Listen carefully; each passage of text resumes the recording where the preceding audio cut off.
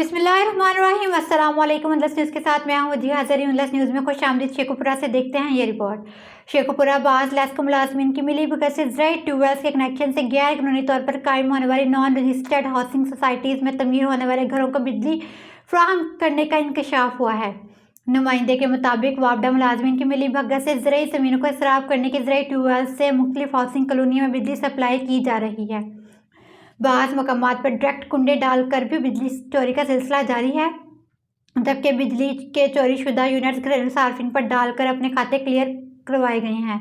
दीगर मुख्तलिफ इलाकों की तरह विकी के गिरदोनवा में बनने वाली दर्जनों हाउसिंग कॉलोनियों में भी गैर कानूनी तौर पर बिजली की सप्लाई का अमल जारी है। ये कॉलोनियाँ ज़राई ज़मीनों पर बनाई गई हैं। इन कॉलोनी में ज़राई ट्यूबवेल्स खत्म करके इनकी मीटर्स को बहाल रखा गया है। अब ज़राई कनेक्शन से मुताबिक कॉलोनियों को बिजली की सप्लाई दी जा रही है। इस तरह महकमे को दोनों हाथों से लूटा जा रहा है। दूसरी जानिब दफ्तर का कोई वाली वारिस नहीं है। दफ्तर में न्यू कनेक्शन लगवाने के लिए एस्टीमेट बनवाने के लिए भारी नजरानों की डिमांड की जा रही है और मुट्ठी गर्म करने ना करने वाले इलाका मकीनों को मुख्तलिफ बहाने बनाकर चक्कर लगवाए जाते हैं, हत्ता कि सारिफ दफातर के डिमांड्स पूरी करने पर मजबूर हो जाते हैं। रिश्वतखोरी एहलकारों के खिलाफ मुतादिद बार शिकायत हुई, मगर तमाम इंक्वायरी में बाज़ सरफराद की सिफारिशात और नोटों की चमक नजर हुई हैं।